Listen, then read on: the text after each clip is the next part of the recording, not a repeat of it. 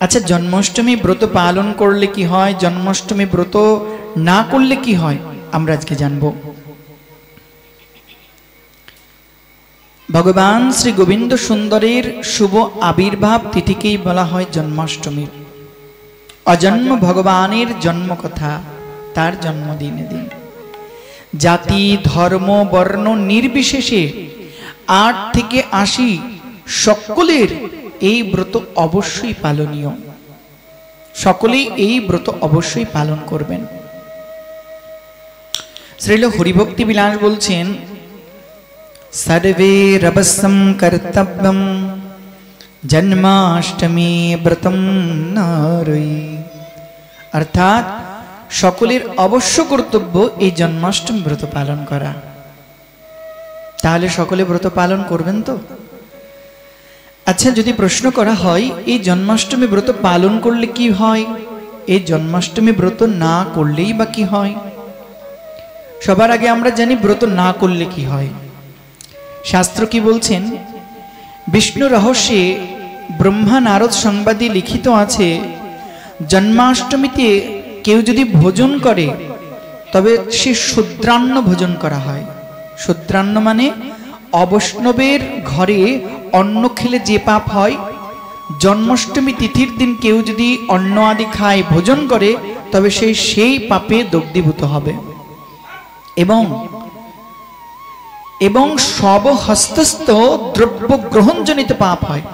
কোনো মৃত ব্যক্তি, মৃতের স্পর্শজনিত কোনো বস্তু খেলে পাপ, সেই বস্তুর পাপ লাগবে যদি আপনি শ্রী গোবিন্দের আবির্ভাব তিথি জন্মাষ্টমী ব্রতের দিন ব্রত না করে যদি ভাত ডাল সবজি ইত্যাদি ইত্যাদি ভোজন করেন।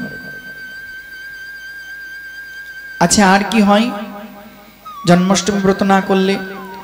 জন্মাষ্টমী দিনে আহার করলে সেই খাবার শকুন, গাধা, কাক, সেন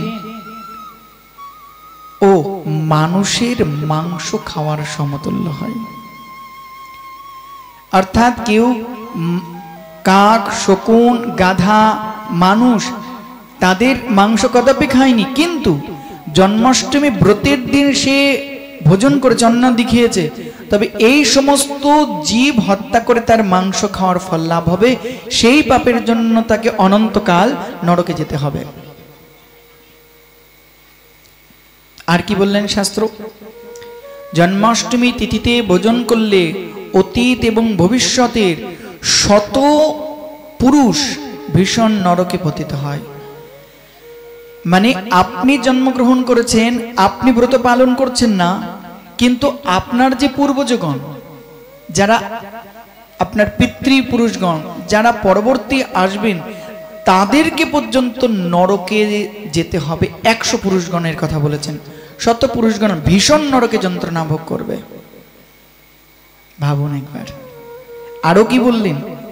কেউ যদি, অনেকে আছেন এই জগৎ সংসারে, আরে না করলে কি হবে ভাই, আমি করব না, জেনে বুঝেও কেউ যদি এই ব্রত ত্যাগ করে, তবে ভীষণ জঙ্গলের মধ্যে তাকে সাপ হয়ে জন্মাতে হয়। সাপ হয়ে জন্মাতে হয় এবং ভীষণ ওই জঙ্গলের মধ্যে তাকে অনন্তকাল ধরে ওই সর্পজনিতে তাকে দুঃখ কষ্ট ক্লেশ ভোগ করতে হয়। এই ব্রত পালন না করলে তার ইহকাল পরকাল 2 কালও বিনষ্ট হয়ে যায়, জন্মাষ্টমী ব্রত না করলে। এছাড়াও ব্রহ্মহত্যা, গোহত্যা ও নারী হত্যার পাপে লিপ্ত হতে হয় যদি জন্মাষ্টমী ব্রতের দিন কেউ ব্রত পালন না করে। নারী হত্যা, গোহত্যা করনি, তথাপি যদি ব্রত পালন না করো, তো ওই পাপের সাজারূপ তোমাকে নরকে যেতে হবে। ব্রত না করলে নিষ্ঠুর রাক্ষস রূপে তাকে জন্মগ্রহণ করতে হয়। পরবর্তী জন্মে শুধু সাপই নয়, পরবর্তী জন্মে নিষ্ঠুর রাক্ষস রূপে তার জন্ম হয়, যে জন্মাষ্টমী ব্রত পালন করে না। আর কি?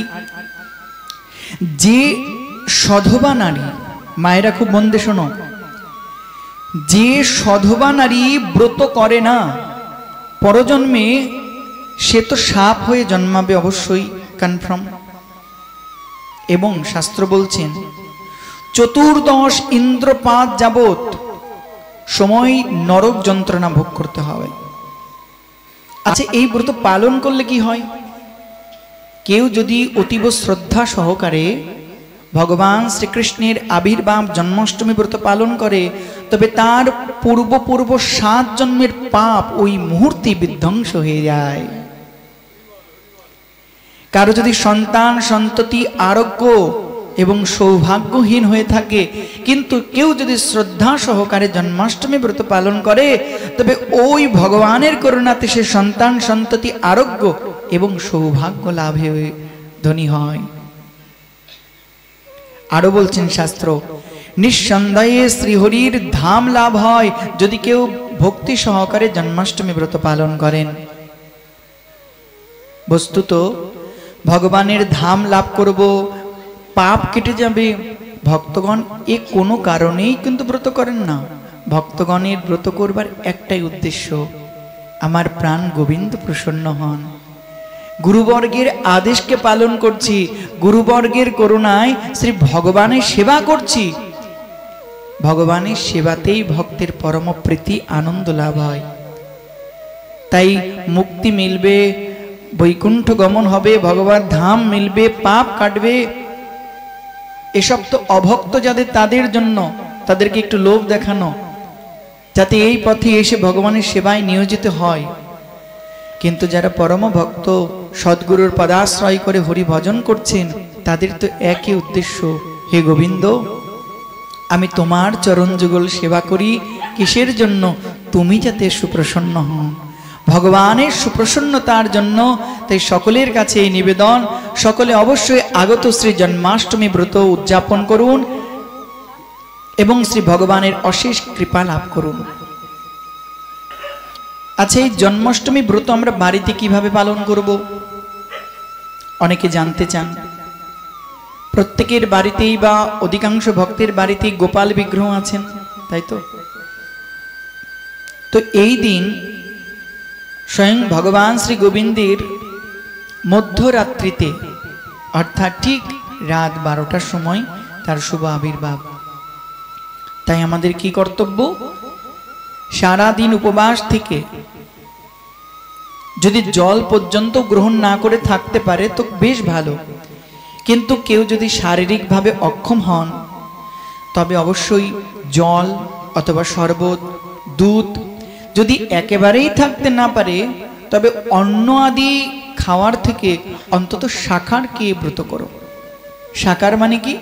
একাদশীর দিবসে যে সবজি আদি রান্না করা হয়, যে ফলমূল গ্রহণ করা হয়, এই সমস্ত দ্রব্যও যদি গ্রহণ করে ব্রত করতে হয় তো করো, কিন্তু একাদশী ব্রতের দিন কোনো প্রকারে ভাত, ডাল, সবজি, রুটি, বিস্কিট, কেক কোনো বস্তুই গ্রহণ করা চলবে না।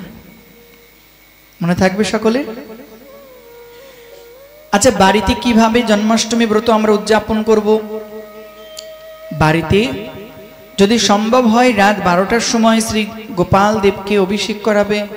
যদি সম্ভব পরে না হয় তো সন্ধ্যাকালে অথবা রাত 9টার দিকে শ্রী ভগবানকে পঞ্চামৃতের দ্বারা দুধ, দই, ঘি, মধু, চিনি পৃথক পৃথকভাবে নেমে চিনিটা ভালো করে জলে গুলিয়ে নেবে, দিয়ে পঞ্চামৃতের দ্বারা, যদি মন্ত্র কারণ যেন নাও থাকে তবে অন্তত হরে কৃষ্ণ মহামন্ত্রের দ্বারা, ঘণ্টা ধ্বনি দ্বারা শ্রী ভগবানকে গৃহে অভিষেক করবে। এই দিন শ্রী ভগবানকে বস্ত্র দান করবে, গুরু বৈষ্ণব সাধু সন্তদের বস্ত্র দান করবে, যথাশক্তি তাদেরকে দান করবে এবং শ্রী ভগবানকে অভিষেকাদি অন্তে শ্রী ভগবানকে সুন্দর বসনে সুশোভিত করে রত্নবেদিতে অধিষ্ঠিত করাবে। সুন্দর মালা দ্বারা, চন্দন দ্বারা ভগবানের শ্রীঅঙ্গকে সুশীতল করবে এবং ভগবানকে এই দিবসে উত্তম উত্তম বস্তু ভোগ দেবে। এখন অনেকে বলে থাকে, বাবা যে তালের বড়া টড়া দেওয়া যাবে নাকি এই দিন? আমরা তো খাইতে পারবো না। দেখো, ব্রত জীবের জন্য, ভগবানের জন্য নয়। আমরা তো জীব না, ভগবান তো জীবের প্রভু, তাই ব্রত তার জন্য নয়। ভগবানকে এই দিবসে অন্ন ব্যঞ্জনাদি সমস্ত কিছুই রান্না করে ভোগ দিতে পারো, তাতে কোনো বাধা নেই, কিন্তু এই দিবসে কেউ গ্রহণ করতে পারবে না। হ্যাঁ, যদি গুরুবর্গকে ভোগ দিতে হয় তবে তার জন্য ফল শাকার আদি একাদশীর মতো যে দ্রব্য করবে সেটা পৃথকভাবে রেখে ভগবানকে ভোগ দিয়ে গুরুবর্গকে ভোগ দেবে। যদি পেতেই হয় সেই প্রসাদ পাবে। আর যে লাড্ডু চকলেট তারপরে তালের বড়া যেগুলো পেতে হয়, পর দিবসে স্নান আদি করে যথাসময়ের মধ্যে সাধু সন্ত বৈষ্ণবদের ভোজন আদি দিয়ে গোমাতাকে সেবা দিয়ে তারপরেই সে প্রসাদ গ্রহণ করবে।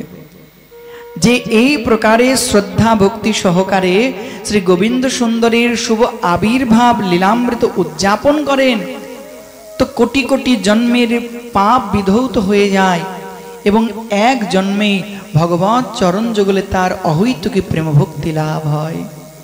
বলে গোবিন্দ চন্দ্র ভগবান কি জয়।